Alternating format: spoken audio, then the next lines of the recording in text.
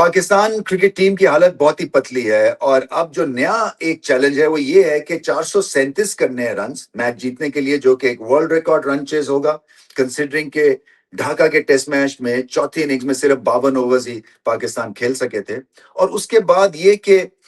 آپ کو 190 اوورز کی بیٹنگ کرنی ہے، اور پھر آپ کو تحمل مزاجی بھی دکھانی ہے، اور اس میں ٹیکٹکس بھی دکھانے ہیں، اور اس میں سم ہاؤ بے خوفی کے ساتھ آپ کو وکٹ کو آکیوپائی کرنا ہے۔ سو بہت ٹیئرز کے اوپر بہت زیادہ چیلنجز ہیں، اور یہ آسان نہیں ہے۔ I think way out of this mess is کہ پاکستان ایک بہت ہی out of this world performance دے جائے، یا دوسرا یہ کہ بارش جو ہے وہ کام کر جائے اور کچھ اوورز کھا جائے، کیونکہ اگر 190 اوورز کھیل جاتے ہیں پاکستان یہ میچ جیت جائے گا۔ بٹ جیسے میں نے کہا نا، سیمپل سائز جو ہے پچھلے کچھ ٹیسٹ میچز میں وہ کچھ خاص اچھا نہیں ہے، خاص طور پہ چوتھی اننگز میں۔ سو تھکے ہوئے مائنڈز ہیں، تھکی ہوئی باڈی ہے، آپ فیلڈ میں رہے ہیں 100 اوور سے زیادہ، پہلے اننگز میں آپ نے 90 اوورز کی فیلڈنگ کی ہے، پھر اس کے بعد پریشر ہے کہ کہیں ہار نہ جائے، پہلے ٹیسٹ میچ میں پھینٹی لگی ہے، اس کا ایک ایکسٹرا آپ کے ایک پریشر ہے کہ 2-0 سے ہار گئے تو اور زیادہ امبیرسمنٹ ہوگی۔ تو یہ ساری چیزیں چل رہی ہوتی ہیں، اور اوپنرز کے لیے تو بہت ہی بڑا مرحلہ ہے، کیونکہ سب سے مشکل بیٹنگ پوزیشن جو ہے نا وہ اوپننگ کی ہوتی ہے، چاہے پچ پہ گھاس ہو یا نہ ہو، اور ہمارے پاس 2 ینگ اوپنرز ہیں۔ سو اگر پلیٹ فارم لے ہوتا ہے تو پھر ہی بات بن سکے گی۔ ان کو نیا گیند اچھا کھیلنا ہے، ان کو سپن کے خلاف اچھی بیٹنگ کرنی ہے، کیونکہ بنگلہ دیش نے اپنے بولنگ کے سارے بیسز کور کیے ہوئے ہیں۔ پیس اٹیک ان کا جاندار ہے، ان کے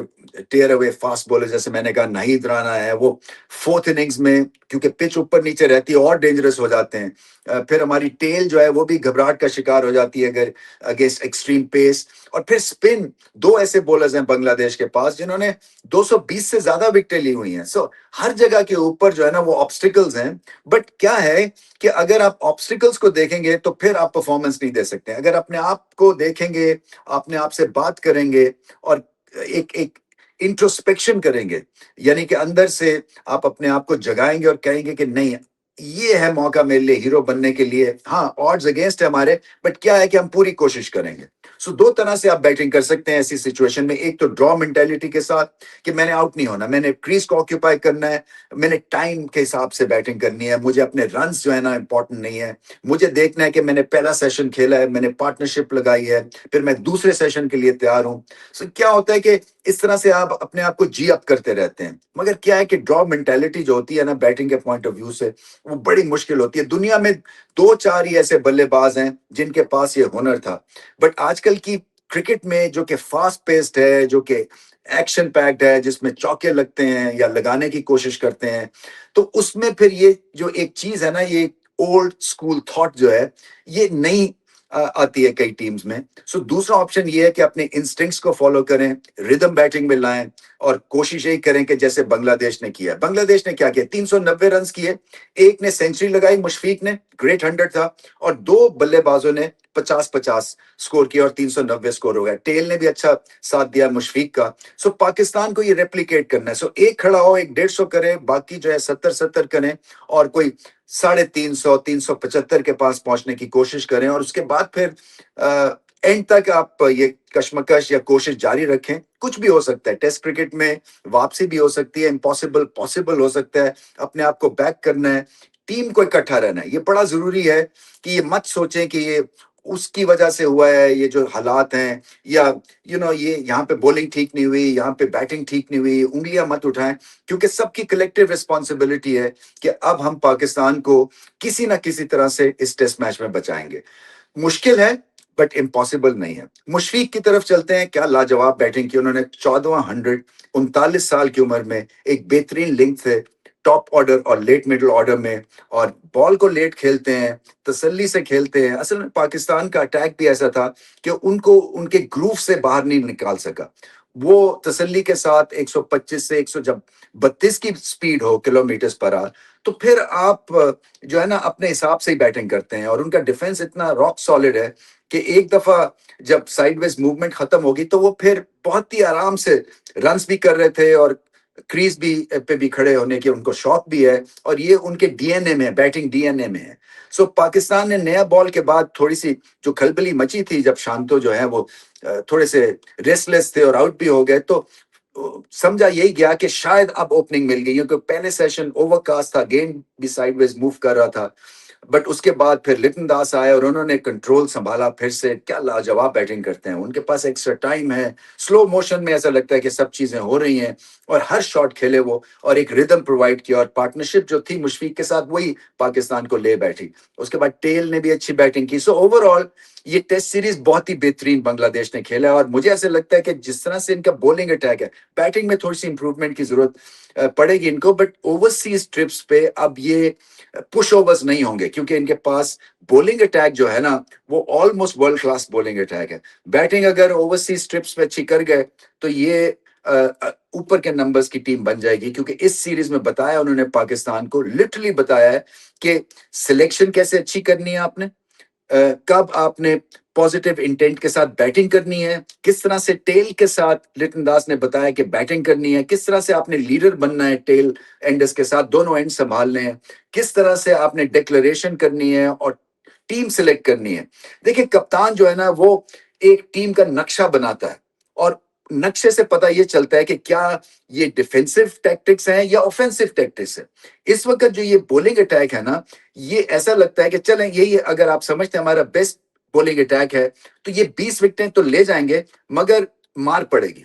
क्योंकि इनके पास वैसी स्पीड नहीं है जैसी कि इंटरनेशनल सर्किट में आजकल फास्ट बॉलर्स के पास होती है। वो जो बाउंसर स्ट्रेटेजी है ना जिसमें लिटन दास को आउट किया, अगर इनके पास एक स्पीड वाला बॉलर होता तो शायद और ज्यादा ये स्ट्रेटेजी कामयाब हो जानी थी, और ज्यादा देर तक ये एम्प्लॉय कर सकते थे शॉर्ट बॉल। बट क्या है कि 132-33 की स्पीड का बाउंसर जो है ना वो आपको तंग नहीं करता है। तो इस पे सोचना है शान मसूद एंड कंपनी को, पाकिस्तान के थिंक टैंक को, जो